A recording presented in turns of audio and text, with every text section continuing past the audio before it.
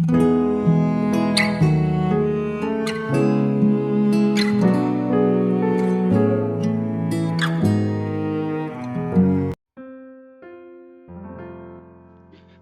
saudara yang dikasihi Tuhan Yesus.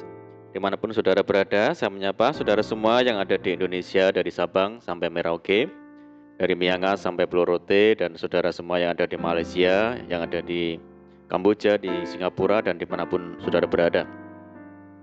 Senang sekali berjumpa kembali menjumpai saudara semua. Saya percaya kita semua tetap berada di dalam kasih dan penyertaan Tuhan kita, Yesus Kristus. Haleluya. Selamat datang kembali di channel Pokok Anggur bersama saya Yosia Krispianto. Mari saudara, sebelum kita bersama-sama untuk merenungkan firman Tuhan, mari kita terlebih dahulu bersatu di dalam doa.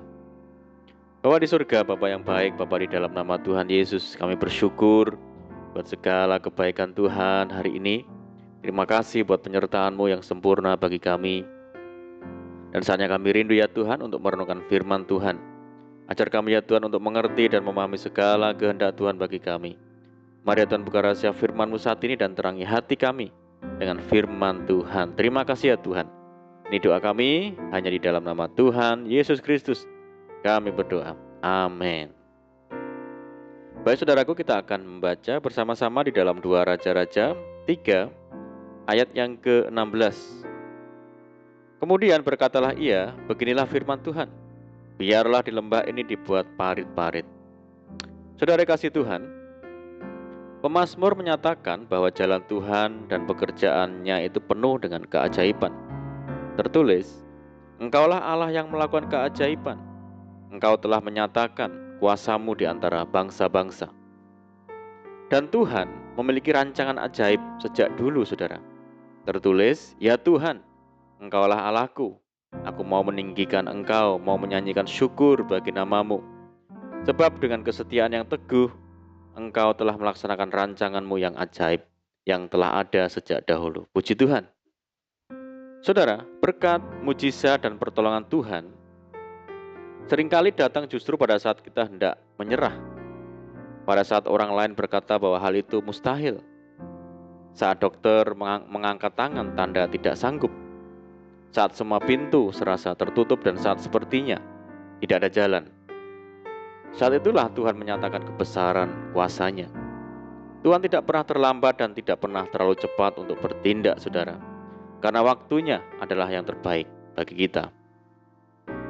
Ketika hendak berperang melawan orang-orang Moab, ketika Yoram, Raja Israel, beserta Yosafat, Raja Yehuda, dan Edom harus menempuh perjalanan selama 7 hari lamanya dengan tidak mendapati air, segeralah mereka menemui Elisa, abdi Tuhan. Berkatalah Elisa, demi Tuhan semesta alam yang hidup, yang di hadapannya aku menjadi pelayan, jika tidak karena Yosafat Raja Yehuda, maka sesungguhnya aku ini tidak akan memandang dan melihat kepadamu.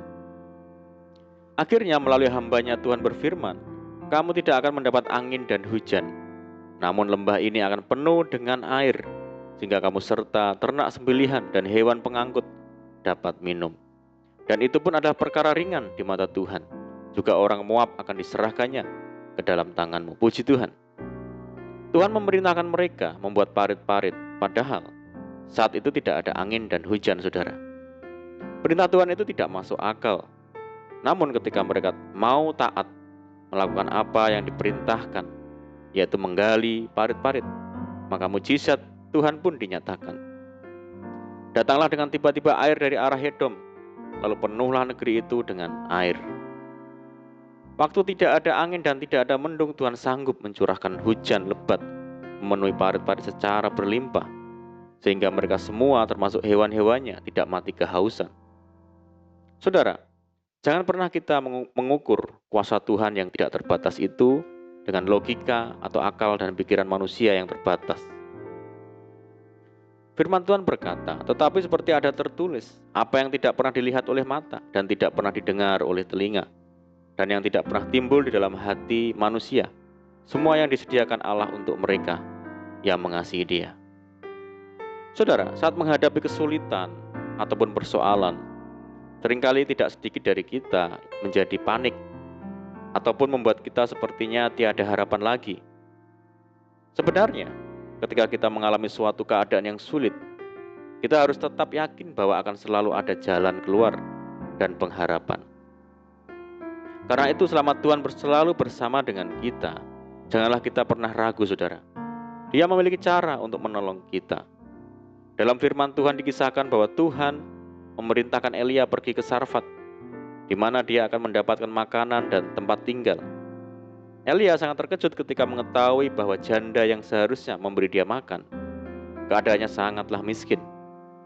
Sebab dikisahkan bahwa janda tersebut tidak memiliki roti apapun, kecuali segenggam tepung dalam tempayan dan sedikit minyak dalam buli-buli. Dan sekarang ia sedang mengumpulkan 2-3 potong kayu api, kemudian dia akan mengolahnya bagi dirinya dan bagi anaknya. Namun pada akhirnya janda itu tidak menjadi kekurangan, saudara. Malahan ia mengalami berkat Tuhan. Begitu pula jika saat ini kita menghadapi persoalan yang sepertinya tidak ada pengharapan lagi, janganlah kita merasa putus asa. Percayalah bahwa di dalam Tuhan tidak ada jalan buntu. Ia memiliki cara yang ajaib untuk menyatakan pertolongannya. Jalan Tuhan tidak pernah terselami oleh kita, bahkan pertolongannya tidak pernah terlambat bagi kita. Jadi jangan mudah menyerah, saudara. Sebaliknya, serahkan semuanya di dalam Tuhan. Karena Dia adalah Tuhan kita yang ajaib, artinya Dia mampu melakukan perkara yang tidak dapat dilakukan oleh manusia. Yang mungkin secara akal sudah tidak mungkin, tetapi bagi Tuhan selalu ada harapan dan kepastian. Sebab tidak ada satupun yang mustahil bagi Tuhan. Sebab itu jika saat ini mungkin kita mengalami sakit, jangan takut dan percaya saja bahwa Tuhan sanggup menyembuhkan segala penyakit kita menurut caranya yang ajaib. Dalam setiap perkara apapun, tetaplah memiliki iman yang teguh, sebab hanya dengan iman kita mampu melihat kuasa Tuhan dinyatakan. Mari saudara, mulai hari ini kita tetap percaya bahwa sesungguhnya tidak ada perkara yang mustahil bagi Tuhan. Dia selalu punya cara yang ajaib bagi umatnya yang percaya dan taat kepadanya. Amin. Puji Tuhan. Mari kita berdoa. Bapa di surga, Bapa yang baik, Bapa di dalam nama Tuhan Yesus, terima kasih Tuhan buat firman-Mu. Tuhan, Engkaulah Allah yang ajaib, memiliki rancangan, jalan dan cara yang ajaib untuk orang yang percaya dan taat kepada Tuhan. Ajar kami ya Tuhan untuk hidup taat menuruti segala kehendak Tuhan. Terima kasih ya Tuhan, saat ini kami berdoa bagi saudara kami semua yang mendengar program ini di Indonesia, dari Sabang sampai Merauke, yang di Malaysia dan dimanapun saudara kami berada, yang sakit Tuhan sembuhkan di dalam nama Tuhan Yesus. Yang hidup dalam persoalan, kesulitan, tekanan, mari Tuhan bebaskan, tolong mereka, berkati, pulihkan hidup mereka, buka jalan di dalam nama Tuhan Yesus. Tuhan memberkati mereka dalam rumah tangga, pekerjaan, bisnis, pendidikan, dan apapun yang dikerjakan. Berdoa bagi saudara kami hidup dalam ikatan dan belenggu dosa, Tuhan lepaskan di dalam nama Tuhan Yesus. Berdoa bagi bangsa kami Indonesia saat ini menghadapi pandemi, mari Tuhan berikan belas kasihan Tuhan bagi bangsa kami, sehingga bangsa kami dapat mengatasi. Berdoa bagi saudara kami yang saat ini tertimpa bencana alam, khususnya di Kota Batu dan Malang. Mari ya Tuhan, berikan pertolongan bagi saudara kami yang terdampak. Berdoa untuk program vaksinasi nasional, Tuhan tolong berikan kelancaran bagi bangsa kami, dan kerinduan kami mohon belas kasihan Tuhan. Kiranya pandemi global ini segera berakhir, sehingga kami boleh kembali lagi hidup secara normal dan menjalankan aktivitas secara normal kembali. Terima kasih Tuhan, ini doa kami. Kami percaya Tuhan mendengar seruan doa kami hanya di dalam nama Tuhan Yesus. Kami berdoa. Amin. Puji Tuhan, saudara, kita sudah berdoa. Saya percaya saat ini kita dikuatkan dan diberkati. Mari kita tetap semangat di dalam Tuhan. Jangan berputus asa, tetap berdoa, bersukacita senantiasa, sebab di dalam Tuhan kita sanggup melakukan segala perkara. Selamat malam dan selamat beristirahat. Doa saya menyertai saudara semua. Tuhan Yesus memberkati. Haleluya.